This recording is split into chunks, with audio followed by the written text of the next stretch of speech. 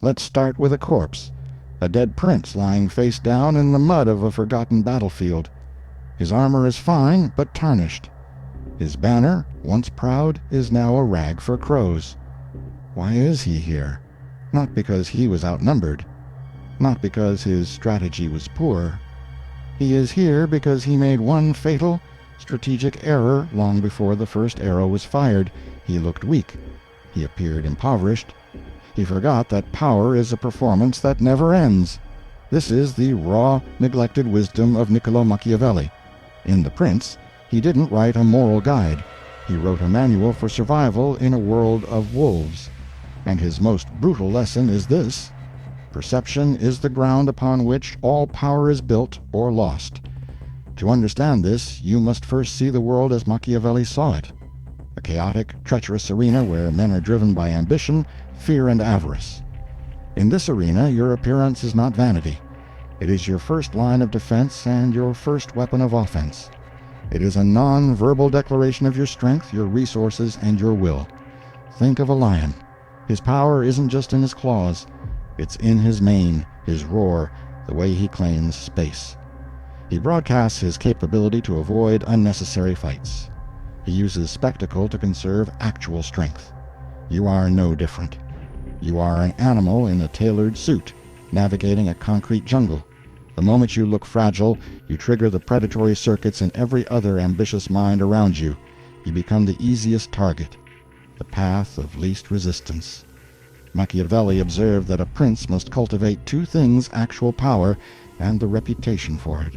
But if you must choose, he argued, choose the reputation. The appearance of power often is power, because men will not follow, nor fear, nor defer to someone who seems incapable of ruling themselves. Look at your own life. The job interview where the slightly disheveled candidate is dismissed before speaking. The negotiation where the person with the cheaper suit concedes points unnecessarily. The social gathering where respect flows, unconsciously, to the man who carries himself like he belongs. These are not accidents. They are the immutable laws of human psychology playing out. Visual poverty is a language, and it speaks volumes. It says, I am undisciplined. I am not a steward of resources. My inner world is chaotic, so you cannot trust me with your outer world. A scuffed shoe tells a story of neglect. A slouched posture whispers of low status.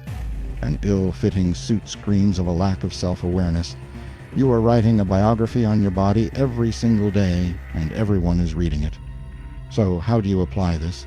How do you build an appearance that commands rooms and deflects threats? It begins with the philosophy of the sovereign self. You are the ruler of your own personal state. Your body is your territory. Your clothing is your uniform. Your demeanor is your foreign policy. You must audit your kingdom for leaks. Every detail is a diplomatic communique. Start with the foundation, grooming, and posture. These are non-negotiable. They signal self-respect and biological health. Stand as if a string is pulling you to the sky. Move with deliberate calm. Next, your armor, clothing. Do not dress for the job you have. Dress for the authority you wish to wield. This doesn't mean ostentatious luxury. It means impeccable fit, quality fabric, and intentional detail. A simple, well-tailored uniform is more powerful than a closet of expensive, flashy confusion. Your clothing should say, I understand the rules of this game, and I have mastered them. Now your props, the objects you carry, your pen, your notebook, your watch. Let them be chosen for quality and function, not for logos. Let them be extensions of your competence. But this is only the surface. The true power lies in layering the visible with the tangible, your actions.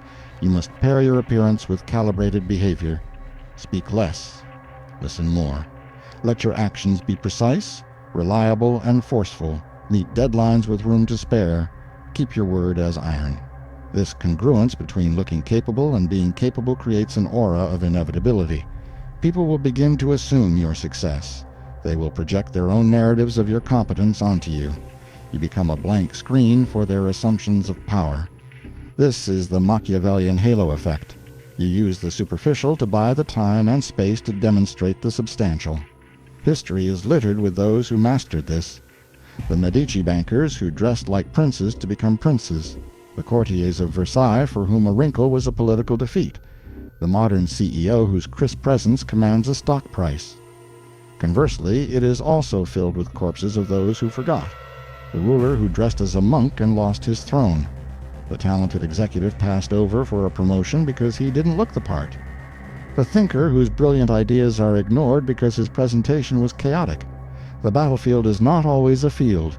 It is a boardroom, a first date, a street at midnight. Your appearance is your flag planted in that ground. It says, "This territory is mine. This space respects me." It filters out petty challengers and attracts high-value allies. It is a psychological tax you make others pay to even approach you. To neglect this is to willingly disarm yourself in a war you cannot afford to lose. It is to be the prince face down in the mud, wondering where he went wrong as the world walks over him. Do not be that prince. Your appearance is the throne you carry with you. Build it wisely. Sit upon it with unshakable assurance. Let the world see not a petitioner, but a sovereign.